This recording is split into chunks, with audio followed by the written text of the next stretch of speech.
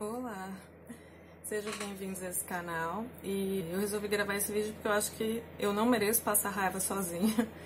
E desde ontem, com os acontecimentos na Venezuela, eu tenho visto muitas opiniões e muitos artigos acerca disso. Então eu resolvi falar um pouco sobre isso para ajudar a gente a refletir sobre essa situação que é bem grave e demonstra como a América Latina está fragilizada, né? Eu, como estudiosa da América Latina, eu tenho visto que isso é um processo que tem ocorrido na América Latina toda, esse processo de direitização, né, de uma direita que vai ocupando as instituições. E não que antes a gente tivesse uma esquerda assim, profunda e uma esquerda realmente transformadora, mas agora a gente consegue perceber uma direita que vem se apropriando mesmo e fazendo reformas que não são em prol dos trabalhadores e da população. No caso da Venezuela, eu acho que a situação é bem complexa para a gente conseguir se posicionar assim, fora Maduro ou Maduro ditador. Para começar, eu sou contra usar os termos de ditadura, escravidão, um novo nazismo, né, o neonazismo, quando a gente está vivendo outra realidade. Assim, ditadura foi um período, aquele período em que aconteceram as ditaduras na América Latina, e a gente tem que respeitar a historicidade daquele momento, né? Então, eu acho que antes de mais a gente ficar repetindo o que diz as mídias empresariais, né, a Globo, Folha de São Paulo e todas essas mídias que são hegemônicas, acho que a gente tem que refletir um pouco sobre o que de fato existe naquela realidade, né? Então, procurar outras notícias e outras fontes, conversar com as pessoas que estão lá. Assim, acho que a internet facilita muito nesse sentido. E ver o que eles pensam, informações que sejam contra, a favor, e tentar daí, tentar, né? Compreender essa situação.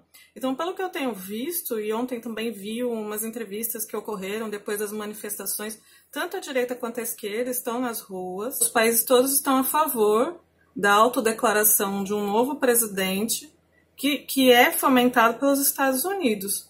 Então, assim, dentro do que eu andei lendo, eu não sei se eu estou ajudando vocês com esse vídeo, eu espero que sim. Assim como nos outros países da América Latina, a Venezuela vive do petróleo, né, da natureza, da exportação e exploração da natureza.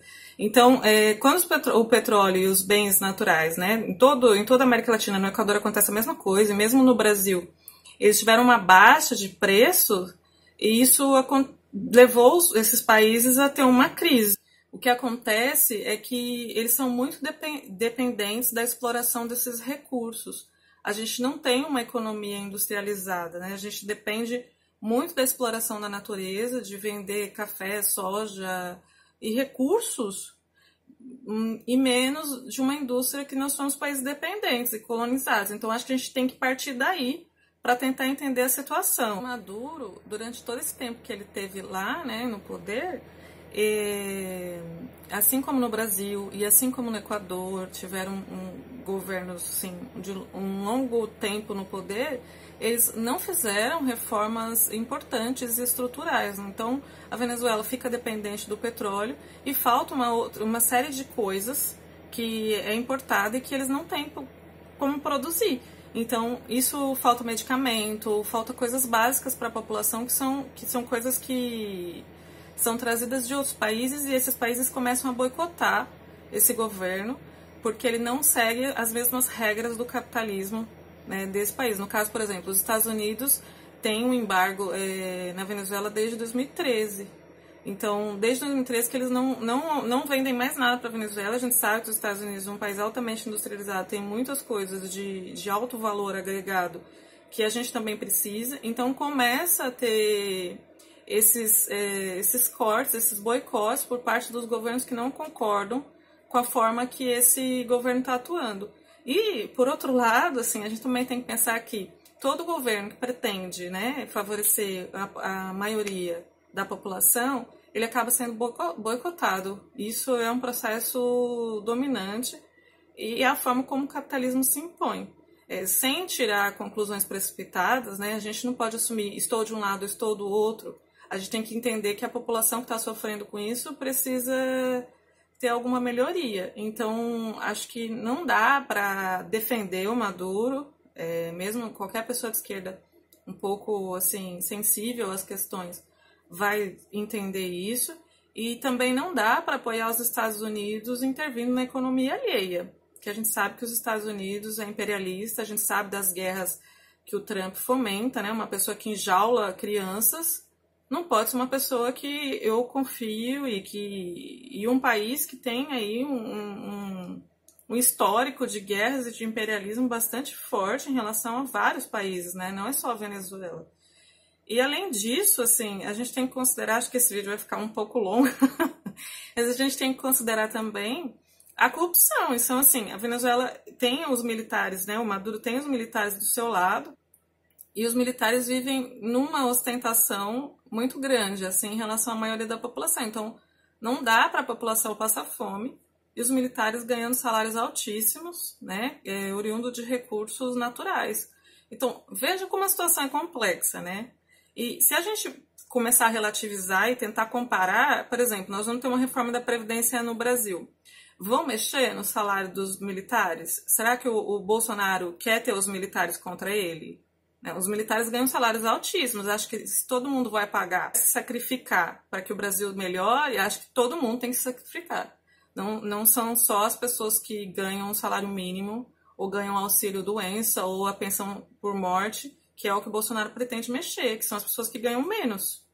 Então, assim, os militares, no caso do Brasil, que né, não é diferente da Venezuela, eu só estou tentando fazer comparações para a gente começar a pensar um pouco, assim, que a gente também não está muito longe. A Venezuela, assim como Equador, Bolívia, Argentina, são nossos vizinhos e nós temos especificidades históricas muito parecidas.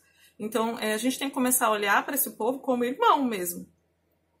E é o que eu estava dizendo, né, em relação aos militares, se mexe em tudo no Brasil, mas isso não mexe, ninguém mexe nos salários altíssimos dos militares. Por que será, né? Então a gente tem, do mesmo lado que a esquerda na Venezuela, tem essa corrupção que é endêmica do próprio sistema capitalista, no Brasil a gente está vendo a mesma coisa. Assim, como eu disse, eu não queria passar raiva sozinha, então me irrita extremamente, assim, muito, sério, quando as pessoas que têm acesso à informação, que é um privilégio, começam a reproduzir opiniões que não saem do senso comum. Assim, acho que a gente tem que olhar para o povo, olhar para a população e pensar uma saída política, né? Ajudar essa população a pensar uma saída política que seja favorável para eles, né? Uma saída política, uma saída econômica, principalmente. Ontem eu ouvi uma das entrevistas que algumas pessoas lá da Venezuela deram, e eles estavam propondo um governo de transição, ou seja, assim, não apoiar os Estados Unidos na sua intervenção, mas propor que houvesse uma eleição num governo que fosse transitório, tipo, saindo o Maduro e entra um outro governo. Acho que isso é uma saída mais razoável, assim, que realmente não dá para apoiar os Estados Unidos. Assim, os Estados Unidos não tem que intervir na economia de nenhum país, né? Embora nós agora somos quase subservientes aos Estados Unidos, né, em nome do Bolsonaro, que preza pelo nacionalismo, mas não parece que entende o nacionalismo. Eu acho que um governo transitório na Venezuela poderia ser uma saída. E, para além disso, assim, como eu li muitos artigos críticos ao governo de Maduro, não adianta retirar o Maduro enquanto todo o aparato que ele montou continuar lá, né? A gente entende que não é assim, uma questão de gestão. Tira essa pessoa assim, como uma empresa, né? Tira essa pessoa e coloca outra que agora vai resolver tudo, todo mundo vai ser feliz. Não vai, assim. Então essas pessoas que ficam propagando, vai acabar a ditadura Maduro. Gente, para, porque tá feio, né? Tá feio, e além de feio, assim, é um senso comum reproduzido com certo requinte que não leva ninguém a pensar nada, assim. Acho que a gente tem que refletir, a gente tem que pensar com mais complexidade. O mundo não é bipolar, sabe? Eu acho que as pessoas podem ser, isso é uma doença e precisam procurar psiquiatria. Mas o mundo não é, a política não é. Então a gente tem que pensar, assim, depurar as informações e tentar refletir de uma maneira que seja, assim, posicionada para as minorias, mas que seja posicionada criticamente. E, por fim, já falei um monte, desculpem. Por fim, eu só queria dizer também que, assim, eu fico impressionada com o movimento negro e os movimentos vários, o movimento indígena no Brasil, que eles olham muito para fora e esquecem de olhar os nossos vizinhos. Assim, na Venezuela, quase 70% da população é considerado mestiço, né? É o negro e o mestiço, que no Brasil seria o pardo. E a gente não fala dessas pessoas, né? Tem acho que quase 2% de indígenas.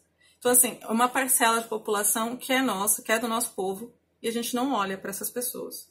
E quando olha com um olhar enviesado, um olhar preconceituoso. E eu acho que vamos parar, né? E vamos entender o nosso caráter subdesenvolvido, colonial e dependente, para a gente conseguir formular opiniões mais assertivas e melhorar não só a nossa condição, mas a condição de quem está ali sofrendo junto com a gente. Tá bem?